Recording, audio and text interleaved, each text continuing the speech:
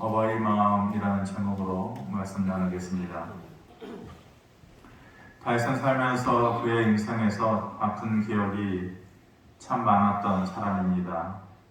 인생 전체를 보면 참 좋았던 왕이었고 훌륭한 왕이었고 또 좋은 것만 기억할 수 있는 왕인 것 같지만 삶을 면밀히 들여다보면 아픈 장면들이 참 많은 사람이 다윗입니다. 자기는 충성을 다해서 왕을 섬겼는데 사울은 미워하고 끝까지 다윗을 죽이려고 쫓아다녔고 그런 아픈 기억이 있었고 또 다윗도 인간이기 때문에 한순간에 실수를 했었죠. 우리아의 아내를 탐하고 그래서 강제로 그 바세바를 어둠으로 인해서 낳게 된 아이가 있었는데 그 아이가 태어나자마자 하나님의 그 징계성 벌을 받음으로 인해서 그 어린아이가 죽어가는 그 아픔도 겪어야 했습니다. 자식을 낳아놨는데 그 자식 중에 압살롬이라고 하는 자식이 아버지 배신하고 아버지의 마음에 칼을 꺾어서 오히려 왕궁에서 아버지를 쫓아내고 자신이 왕이 되는 그렇게 아버지와 자식 간에 철천지 원수가 되어지는 미운 마음이 싹트는 그러한 삶의 순간도 있었습니다. 오늘 본문 말씀이 그때의 다윗을 배경으로 하고 있는데요.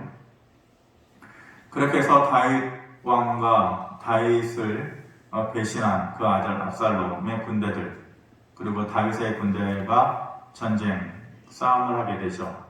그 싸움에서 다행히도 다윗과 함께한 군사들이 큰 승리를 거두게 됩니다. 그러면서 이제 압살롬이 도망을 하게 되는데 도망을 하다가 그의 머리가 성경에 보면 큰 상수리 나무에 걸려서 대롱대롱 매달리게 되죠. 그리고 그를 태웠던 말은 도망가고 그래서 그 걸려있는 원래는 압살롬이 용모가 뛰어났다고 했죠. 용모가 뛰어난 것 중에서 가장 눈에 띄는 것이 헤어였어요. 헤어. 멋진 헤어살롱을 다녀가지고 아마 치렁치렁 아주 그렇게 멋있는 머리를 가지고 있어서 그것이 자랑거리였는데 한때의 자랑거리였던 그 머리가 이제 자기를 죽음에 몰아세우는 그런 수단이 된 거죠. 그래서 상수리나무에 그 머리가 치렁치렁 걸려가지고 대롱대롱 매달려 있는 것을 이제 다윗의 군대 장관이 요압이 가가지고 이제 그 압살롬을 죽이게 되죠. 그럼 다윗의 편에서 보면 참으로 다행스러운 일이죠. 아버지를 배신한 구테타 세력을 물리친 것 아니에요? 그래서 좋은 소식일 수밖에 없었고 이 소식을 어떻게든지 빨리 다윗에게 전해야겠다 그렇게 생각을 해서 요압이 그 종들 중에 구스 사람이 있었던 것이죠. 그래서 구스 사람을 먼저 다윗에게 보내서 그 소식을 전하라 그렇게 보냅니다. 옆에서 가만히 보고 있었던 누군가가 있었는데 야 이런 좋은 소식은 내가 먼저 가가지고 왕에게 전달하면 내가 좀 더 돋보이지 않겠어? 왕이 나를 좀 눈여겨보지 않겠어? 욕심내는 사람이 있었어요. 구스 사람은 먼저 출발했고 사독의 아들이었던 제사장의 아들이었던 아히마아스라는 사람이 자기도 보내달라는 이 좋은 소식을 빨리 가서 다윗 왕에게 전하고 싶다. 그런데 철이 없는 거죠. 공로를 자기가 차지하려고 하는 얄팍한 심정에서 이미 보냈는데 뒤따라서 가겠다라는 거예요. 요압이 그 정도는 아는 사람이거든요. 이 소식이 다윗에게 좋은 소식만은 아니다라는 것을 아니까 말리죠. 아히마아스야 괜찮아. 여기서 그냥 네 마음을 접어라. 좋은 일은 아니다. 그런데 한사코 보내달라는 거예요. 그러니까 한번 얄팍한 욕심이 들어오면 물리치는 게 쉽지가 않은 거죠. 공로를 차지하고 싶은 거예요. 보내달라 억지를 했으니까 그래 너도 가라. 그래서 보내줍니다. 구스 사람은 먼저 갔고 이 아히마아스는 이제 뒤따라서 갔는데 상식적으로 생각하면은 구스 사람이 먼저 도착해서 다윗에게 승전보를 올려야 되는 것 아니에요? 근데 어찌된 일인지 아히마아스가 먼저 도착을 하게 되죠. 가로질러 가지고 어떻게든지 내가 먼저 도착해서 먼저 말하는 사람이 뭐 이기는 것 아니겠어요? 그래서 27절에 보니까 멀리서 사람이 달려와요. 파수꾼이 이르되 내가 보기에는 앞선 사람의 다름질이 사독의 아들 아히마아스의 다름질과 같으니이다 하니 왕이 이르되 그는 좋은 사람이니 좋은 소식을 가져오느니라 하니라. 멀리서 파수꾼이 보니까 막 달려와요. 가만히 보니까 아히마아스의 걸음걸이 멀리서 봐도 이게 누군지는 금방 알아요. 저도 여러분들 멀리서 와도 여러분들 그 외형의 모습이나 풍채만으로 여러분들 누군지 다 알아요. 90%는 맞출걸요? 여러분들도 저를 알죠? 뭐 치렁치렁 요즘 뭐 모자 쓰고 마스크 써도 다 알아보대요. 저는 나가면 못 알아볼 줄 알고 그러는데 다 알아보더라고요. 어떤 목사님이 저기 위에 산책길에서 야 어떻게 젊은 사람인 것 같은데 저렇게 통통한 사람이 이렇게 걸어오나 그렇게 생각했는데 가까이서 보니까 목사님이었대요. 이렇게 얘기해가지고 상처받았었는데 뭐 어찌됐건 뒷모습만 봐도 다 알아요. 그 사람의 걸음걸이 보면은 어느 정도는 다 알죠. 아히마아스의 다름질 같다 이거예요. 그러니까 왕이 보니까 저 사람은 선한 사람이니까 좋은 소식 갖고 올 거야. 그 분위기상으로 보면은 왕이 그 아히마아스를 맞이했을 때 제일 처음 물어봐야 되는 말이 무엇이었을 것 같아요? 전쟁은 어떻게 됐냐? 이거 아니겠어요? 제일 궁금한 게 이겼냐 졌냐? 이게 제일 궁금하겠죠? 그런데 29절 말씀 같이 봅니다. 시작! 내 주 왕을 대적하는 자들을 넘겨주셨나이다 하니 왕이 이르되 젊은 압살롬은 잘 있느냐 하니라. 다윗이 제일 궁금했던 것은 이겼어 졌어? 아니 도대체 그러니까 이겼냐는 거야 졌다는 거야? 그게 아니고 자신을 배신했던 아버지인 자기를 내쫓았던 그 아들의 생사 문제가 제일 궁금했던 거예요. 이게 부모죠. 자식은 빼앗으려고 하고 부모를 쫓아내도 부모는 그게 제일 궁금했던 거예요. 내 아들 잘 있냐? 뭔가 이상한 낌새를 눈치채죠. 아히마아스가. 야 이거 내가 잘못 온 것 같은데 승전보를 올리면은 뭔가 좋은 것을 줄 줄 알았는데 이거 아닌 것 같은데 눈치가 빠른 사람이죠. 그래가지고 아니 뭔가 쿵짝쿵짝 소리 나는 소리는 들었는데 압살롬이 어떻게 됐는지는 잘 모르겠는데요 하면서 슬쩍 피해갑니다. 그랬더니 그 다음에 곧바로 먼저 보냈던 전령인 구스 사람이 도착을 하는 거죠. 그래서 다윗이 똑같은 질문을 합니다. 내 아들 압살롬은 잘 있느냐? 살아있느냐? 전쟁의 이기고 지고가 아니다. 그게 제일 궁금했던 거예요. 그런데 31절에 보니까 구스 사람이 이르러 말하되 내 주 왕께 아들 소식이 있나이다. 여호와께서 오늘 왕을 대적하던 모든 원수를 갚으셨나이다 하니. 그러니까 죽었다라는 왕을 대적하던 자들도 죽고 대적하는 자들의 우두머리인 당신의 아들 압살롬도 전사했습니다. 죽었습니다. 라고 얘기하는 거죠. 떳떳하게 얘기했겠죠. 좋은 소식인 줄 알고. 그랬을 때에 다윗의 반응이 어땠습니까? 33절에 보니까 왕의 마음이 심히 아파 문 위층으로 올라가서 우니라. 그가 올라갈 때에 말하기를 내 아들 압살롬아 내 아들 압살롬아 차라리 내가 너를 대신하여 죽었다면 압살롬 내 아들아 하였다. 마치 시의 문구를 써놓은 것처럼 내 아들 압살롬아 내 아들아 압살롬아 차라리 내가 죽었던 내 아들아 압살롬아. 아마 다윗이 그 구스 사람의 승전보를 들었을 때에 다소간의 슬픈 마음이 부모니까 있을 수 있겠죠. 그런데 자기를 배신한 아들이고 쫓아냈던 그런 적과 같은 자고 그래서 그러냐 마음 한편으로는 조금 쓰라린 마음이 있어도 그렇다고 해서 자기가 배신당한 입장 아니에요? 그러니까 그러냐? 돌무더기에 장례를 치러줬다고 얘기 들었는데 장례라도 가서 잘 치러져라. 이러면 끝 아니겠어요? 그런데 다윗이 올라가면서 위층으로 올라가면서 남의 눈에 보일까봐 심히 울면서 대성통곡하면서 차라리 내가 죽었더라면 내 아들아 압살롬아 이렇게 말을 하는 거죠. 부모는 자식이 자신을 배신을 해도 또 자식이 자기의 것을 빼앗아가도 그리고 자식이 부모에게 불이익을 끼쳐도 숨겨주고 싶은 거예요.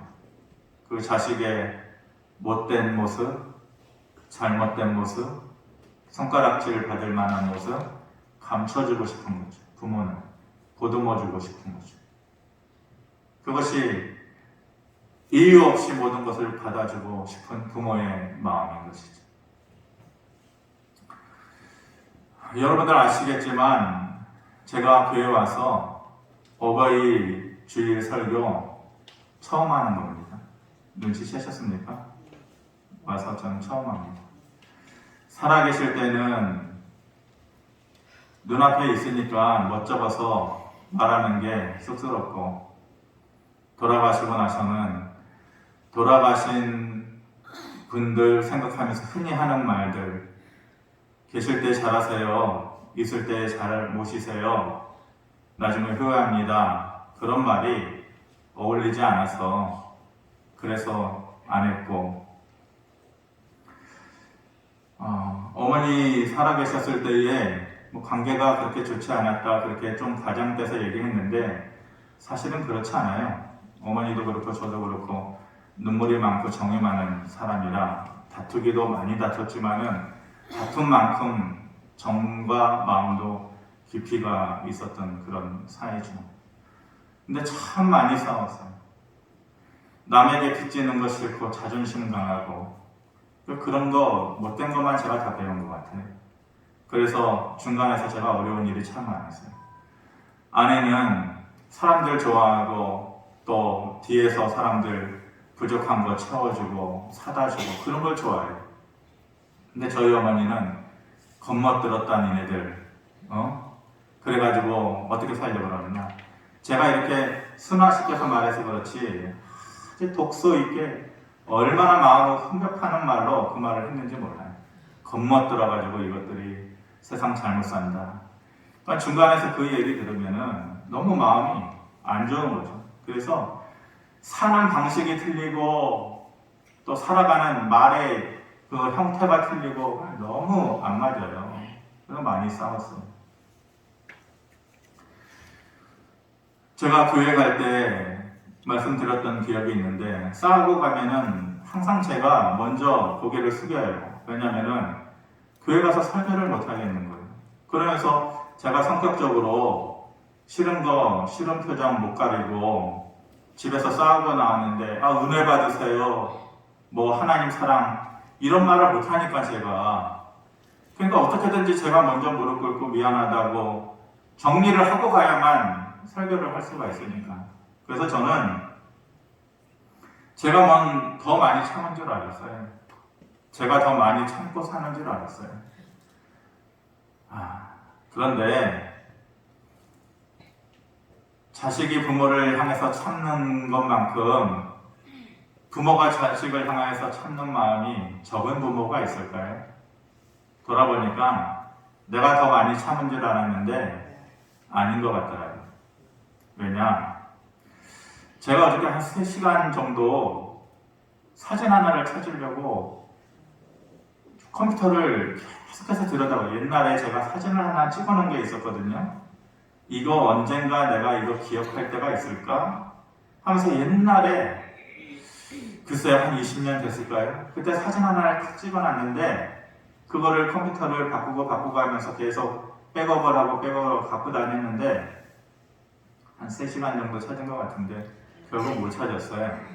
뭐냐면은 저희 어머니 하시는 말씀이 너 돈 없고 제가 자존심이 강하니까 돈 없으면 바깥 출입을 안 했어요. 그 저희 어머니 하시는 말씀이 돈 없어가지고 나가지고 남자놈이 힘없이 다니지 말아라. 아니, 돈을 줘야죠. 근데 돈은 못 주시고 말만 그렇게 하시니까 그때 이제 집에 있던 습관이 지금까지 있나 봐요. 그래가지고 이제 자존심 상하니까 안 나가고 그러다가 이제 다투는 일이 있고 싸우는 일이 있으면은 둘 다 뭐 누구라도 그렇겠지만은 저도 성격이 강하고 이제 서로 안 쳐다보는 거죠. 몇 날 며칠, 일주든 이주든. 그러면 이제 제가 교회 나갈 때 되고 누군가를 만나야 될 때가 되면 현관에서 이제 제가 그래서 설교를 안 하려고 그러는 거예요. 어버이 설교를. 근데 왜 안 하려고 그랬거든요, 제가? 근데 얼마 전에 제 교육자들을 하루 수련회 갔다 왔는데 그래서 제가 하려고 마음먹었거든요. 저희 교육자 중에 목사님 한 분이 식당을 어디를 가자고 그러는데 어머니하고 자주 왔던 곳인데 어머니 돌아가시고 나서 일부러 안 왔어요 그러더라고요. 그래서 그러냐. 근데 4년 만에 이제 목사님하고 같이 여기 온다고 그렇게 얘기하더라고요. 그래서 그래 나도 한번 해볼까 그런 마음으로 하려고 했는데 제가 이럴 줄 알고 안 하려고 그랬던 건데 이제 나가려고 그러면은 이제 성관에서 이제 무슨 꾸시럭 소리가 나요. 이렇게 보면은 이제 뒤로 돌아가지고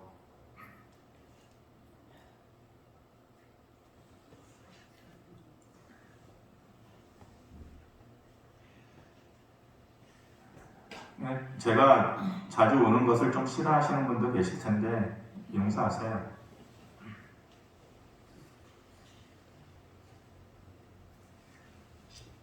이제 뒤로 돌아가지고 이제 구두를 이제 닦는 거죠. 이제 싸워가지고 기분 좋겠어요. 근데 뒤돌아서 반짝반짝하게 구두를 닦아놓고 이제 이런 흰천을 구두 위에다가 딱 올려놓는 먼지 올라두지 말아라. 항상 흰천을. 그래서 제가 그 20년 전 정도 됐을 거예요. 그때 그 사진을 딱 한 장 찍어놨는데 나중에 혹시 기억할 일이 있을까 싶어서 찍어놨는데 없대요. 구두를 이렇게 닦아놓으면 그게 화해의 표시예요. 화해의 표시. 항상 나갈 때 되면은 반딱반딱하게 구두 닦아놓고 흰천을 그 구두 위에 항상 이렇게 올려놓는 거죠. 지금도 제가 바깥에 나가면 항상 제 아내가 신발을 준비해주고 항상 입구 쪽으로 구두 콜을 이렇게 놔두거든요. 근데 그때 같지 않은 것 같아요. 그때는 항상 어머니가 웅크리고서 이렇게 반들반들하게 닦아놓고 흰천을 올려놓던 거. 그래서 제가 더 많이 참았는 줄 알았는데 지금 생각해보면 자식을 향해서 참는 부모의 마음이 더 많았던 것 같고 더 컸던 것 같아요. 사람이 살아가면서 중요한 관계들이 참 많아요. 좋은 관계를 유지해야 되는 관계가 많아요. 예를 들어서 친구 관계가 중요해요. 스승과 제자 관계도 중요해요. 좋은 스승을 만나는 게 참 중요하고 또 부부 간의 사이도 참 중요하죠. 누구를 만나느냐. 근데 좋은 친구를 만나는 걸로 다다. 나는 친구만 있으면 된다. 그렇게 철없이 얘기하는 젊은 아이들이 있겠지만 좋은 친구가 인생을 풍요롭게 해주지는 않아요. 물론 영향력은 끼치지만 좋은 스승을 만나서 스승과 제자의 관계가 좋았다. 저 같은 경우도 그런 기억에 남는 케이스거든요. 근데 그것이 내 평생을 좌우할 만한 그런 관계가 되지는 않아요. 좋은 부부도 중요해요. 근데 가장 크게 영향력을 미치는 것은 부모와 자식 간의 관계, 좋은 관계를 유지하는 게 가장 편한 것 같아요. 그리고 그것이 가장 오래 가는 것 같아요. 어렸을 때 성격 형성을 하고 살아가는 데 있어서의 삶에 힘을 주고 또 나중에 자기가 부모가 됐을 때에 그것을 자식에게 주고 이런 처음부터 끝까지 관계에 있어서 부모와 자식 간의 그 관계는 다른 어느 관계보다도 매우 중요한 것 같아요. 하지만 제가 이런 얘기를 하면은 오히려 마음이 무거운 사람들도 있을 거예요.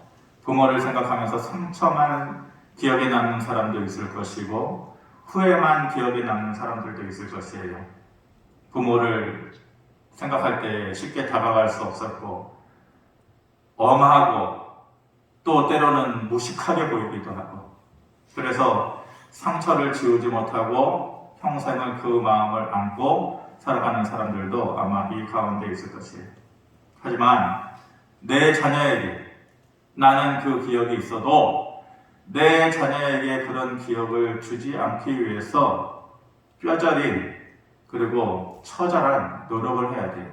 내가 부모라니, 엄마라니, 아빠라니 그런 노력을 해야 되는 것이죠. 그리고 부모들도 알아야 되는 것이 있어요. 그런 상처를 받고 기억에서 지우지 못하면서 힘들게 살아가는 것이 내 자녀다 라는 것을 알아야 돼요. 나이가 들면 다 잘 되는 게 아니잖아요.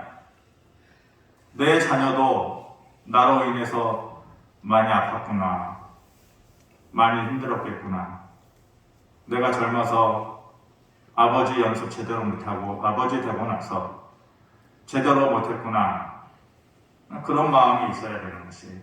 그래서 나이 들었다고 받아주려고만 하지 말고 어버이날이니까 봉투 줘라 이러려고만 하지 말고 자녀들에게 줄 것이 하나 있어요. 그것이 뭐냐?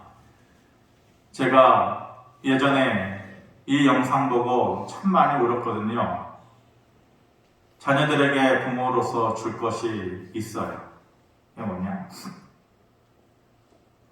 소통 전문가라고 하는 김창옥 교수라고 유명한 사람, 말 잘하는 사람이 있거든요. 재미나게. 제가 요즘 그 사람 영상을 줄곧 봐요. 왜냐면 말하는 거, 웃기는 법을 좀 배우고 싶어가지고 이제 보는데 그 김 교수의 아버지가 시골 사람이죠. 깡시골 사람. 무식하고 못 배우고. 근데 동양화를 전공을 했대요. 대단하죠? 동양화. 네. 동양화 전공. 예. 못 알아들으시는 분들은 영성이 좋으신 분들이에요. 예.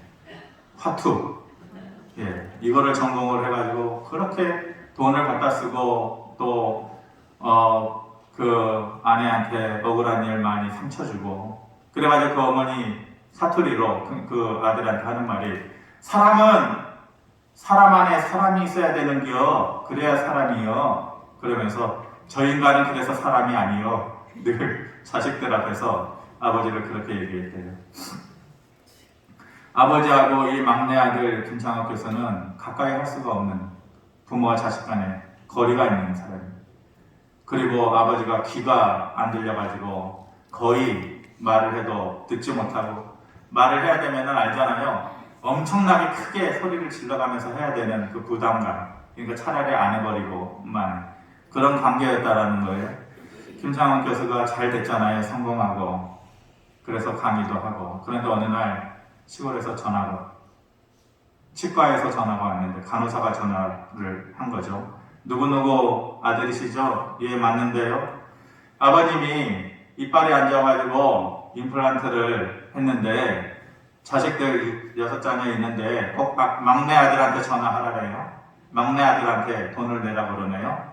그러니까 아버지한테 상처만 받은 기억이 있거든요. 아버지하고 결코 가까운 관계도 아니었고 같이 길을 걸어본 적도 없고 한마디 따뜻한 대화를 나눠본 적도 없고 아버지에 대한 미운 마음만 쌓여있던 그러한 과거가 있는 사람인데 그런데 꼭 이렇게 돈 내라고 할 때 어려운 일이 있을 때 자기한테 전화해가지고 막내 아들한테 돈 내라고 그러네요. 그러면서 이미 임플란트도 좋은 걸로 골라놨어요. 비싼 걸로. 얼마나 얄미워요.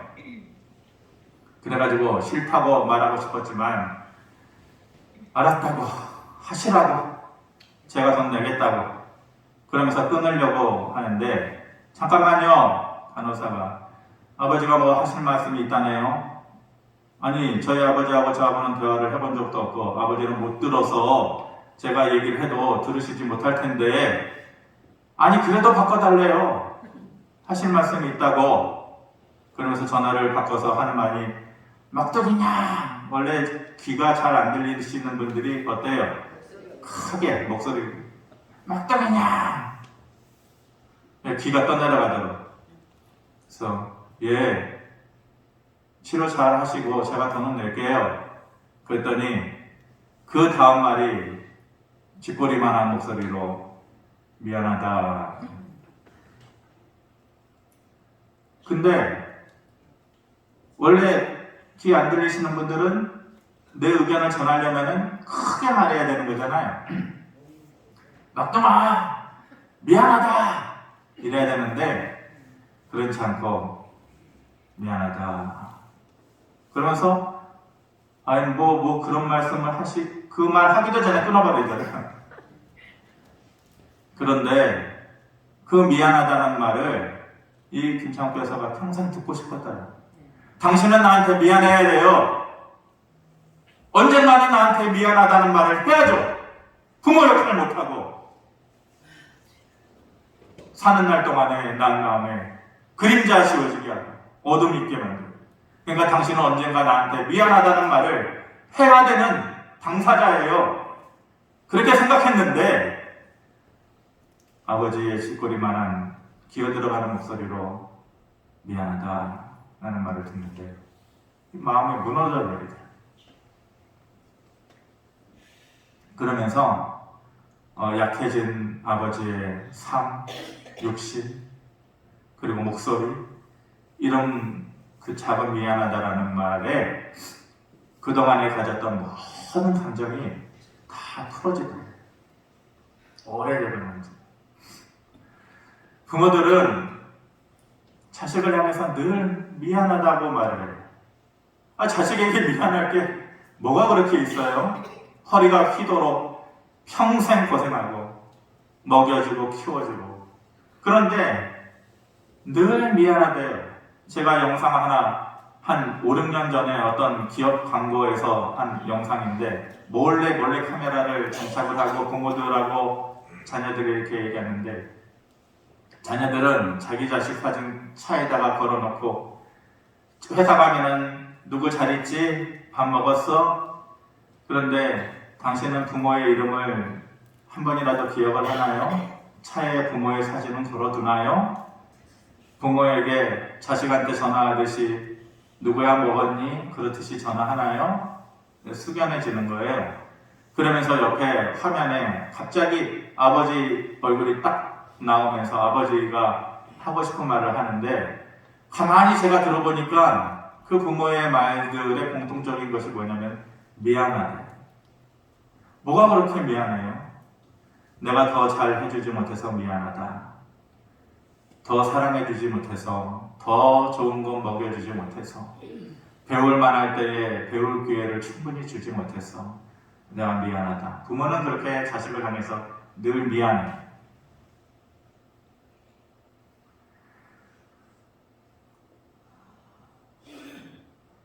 가정의 달에 그리고 어버이날에 자식이 부모한테 줘야 될 거 있어요. 그리고 부모가 자식에게 줘야 될 거. 아까 그 말 하려고 했는데 돈 봉투 줘요. 그리고 사랑한다 말 해보셨어요? 근데 저거 그거 싫더라고요. 그 말 말고 미안하다 이 말이 필요한 것 같아요. 우리나라에는 사랑보다도 더 깊은 말이 있어요. 이게 뭐예요? 정이잖아요. 근데 사랑한다라는 말은 있는데 정한다 이런 말은 없어서 서운해요. 정을 표현할 수 있는 말이 없어요. 사랑보다도 더 깊은데 마찬가지로 저 사랑해요 라는 말도 좋은데 더 깊은 마음의 표현이라는 말이 저는 이번 기회에 보니까 미안하다인 것 같아요. 내가 너한테 잘못해서가 아니라 더 깊은 마음의 표현이 우리나라 사람에게는 정한다 이런 말은 없잖아요. 미안하다. 부모는 자식에게 내가 아버지 연습 못하고 아버지 되고 나서 그렇게 했던 거 미안하다.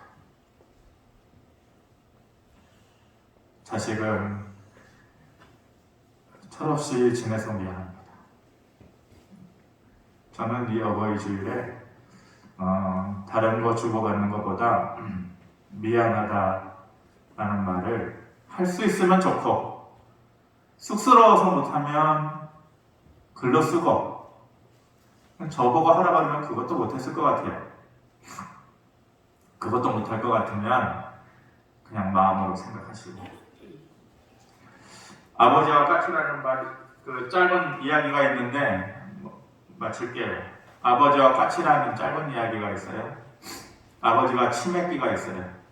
그래서 아들이 TV 옆에서 보고 있는데 아버지가 까치가 날아가서 앉아있는데 그 새의 이름이 궁금해요. 아버지가 물어봐요. 애야, 저 새 이름이 뭐냐? 그랬더니 아들이 까치예요. 조금 있다가 아버지가 또 물어봐요. 애야, 저 새의 이름이 뭐라 그랬지? 까치라니까요. 조금 있다가 다시 물어봐요. 애야, 그런데 저 새의 이름은 뭐냐? 처음 물어보듯이. TV를 열심히 보고 있던 그 아들이 화가 나서, 아니 도대체 몇 번을 얘기해야 되냐고요? 까치라니까. 아니 도대체 몇 번을 얘기해야 기억할 거예요? 옆에 그 모습을 보고 있던 엄마가 얘기를 해요. 얘야, 네 아버지가 너를 키울 때 네가 아빠, 저 새 이름이 뭐예요? 그러면 네 아버지는 항상 저 새는 까칠한다. 그럼 네가 또 물어봤지? 아빠, 그런데 저 새 이름은 뭐예요? 저 새 이름은 까치야. 그리고 너는 또 물어봤다. 아빠, 그런데 저 새 이름은 뭐예요? 그러면은 니네 아빠는 항상 웃으면서 너의 얼굴을 들여다보면서 너의 머리를 쓰다듬으면서 네 볼을 꼬집으면서 저 새 이름은 까치야. 10번이든 20번이든 그렇게 너한테 얘기해줘. 그렇게 너는 말을 배우고 너가 자란 거야. 그 어떤 자식도 그 부모의 마음을 넘어설 수가 없어요. 이 세상에 어떤 자식도 그 부모의 마음의 깊이를 들어갈 수가 없어요. 그런데 자녀들은 부모가 나이 들어서 밥 먹다가 밥티가 흘리고 그러면은 아버지, 밥 좀 깨끗하게 드세요. 자기가 어렸을 때에 밥티를 흘리고 먹으면은 아빠는 그 밥티 대신해서 먹어주고 치워주고, 부모가 나이 들어서 다리를 휘청거리면서 실수로 넘어지면은 아이고, 똑바로 좀 보고 걸으시지.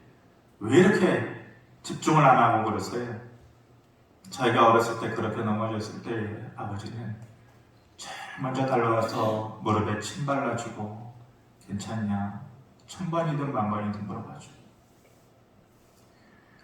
부모가 뭘 보면서 청송 맞아서 아니 눈에 눈물을 흘리면은 아이고 왜 이렇게 청송맞게 우시냐고 핀잔을 주고, 아이가 자기가 어려서 그렇게 눈물 흘릴 때는 아빠가 와가지고 손바닥 수건으로 닦아주고 또 닦아주고. 이게 다른 거죠. 이게 부모와 자식의 차이예요. 그래서 어떠한 자식도 부모의 마음을 넘어설 수가 없는 거예요.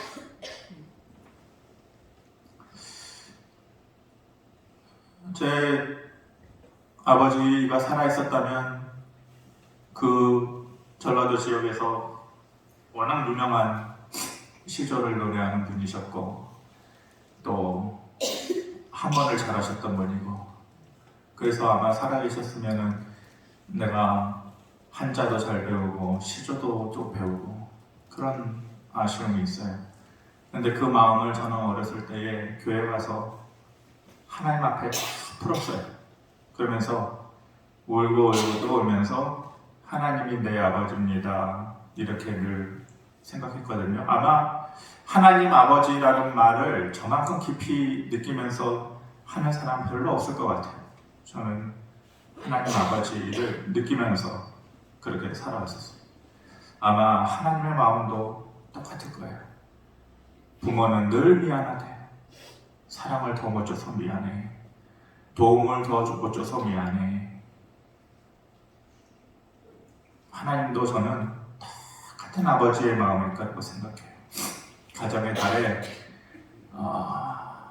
부모의 마음도 한번 다시 느끼고 하나님의 마음도 다시 느낄 수 있게 되기를 바랍니다. 기도하겠습니다. 하나님 고맙습니다.